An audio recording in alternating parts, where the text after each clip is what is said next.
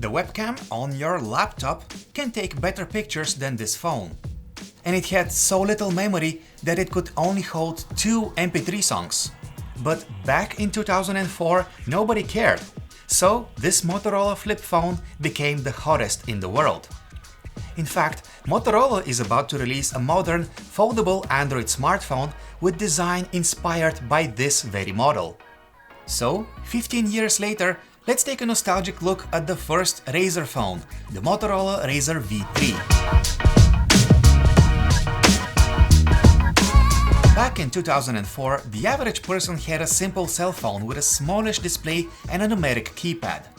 Mobile data was still slow and very limited, so all that most people needed was a phone for calling and texting. At the same time, the typical cell phone looked as if it was designed by an engineer, not by a designer. There were these thick, chunky pieces of gray plastic, and some even had antennas sticking out of them. Then came the Motorola RAZR V3 and wowed everyone with its futuristic design. It was the thinnest cell phone in the world. Of course, a thickness of half an inch would impress no one today, but 15 years ago it was mind-blowing how thin the RAZR V3 was, and it really felt like a premium phone. At a time when most phones were made of grey plastic, the RAZR V3 was made of metals like aluminum and magnesium. A key feature was the keypad, which had this cool electroluminescent blue backlight. It was unlike anything we had seen before. It was practically a piece of art inspired by tech. The RAZR V3 wasn't cheap. Actually, at the time of its release, it was one of the most expensive cell phones in the world, so you would only see one in the hands of rich people.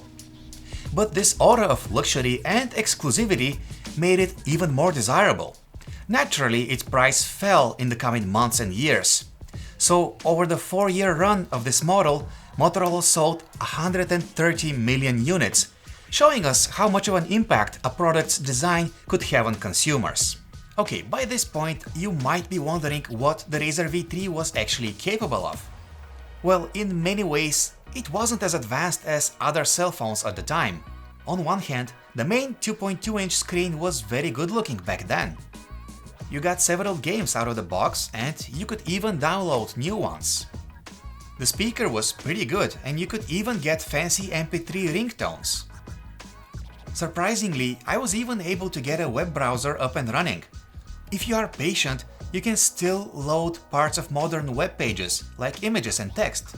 On the other hand, the V3 only had 7 megabytes of storage, that is 7 megabytes, and there was no way of expanding it. We only got a microSD card slot with later models. The camera had a resolution of 0.3 megapixels. And photos didn't look great, even back in 2004. But again, none of that mattered back in 2004. All phones took bad pictures. All phones had just a few megabytes of memory. And nobody in their right mind would want to watch a movie on a 2-inch cell phone display. Oh, shut up. With its outstanding design, the RAZR V3 resonated with people at an emotional level. It wasn't just a tool for calling and texting, it was a status symbol, and that's what made it so successful. On November 13th, Motorola is expected to announce a foldable Android phone with design inspired by the RAZR V3. To me, it looks like Motorola is trying to replicate the formula that made the V3 such a successful product. Just think about it.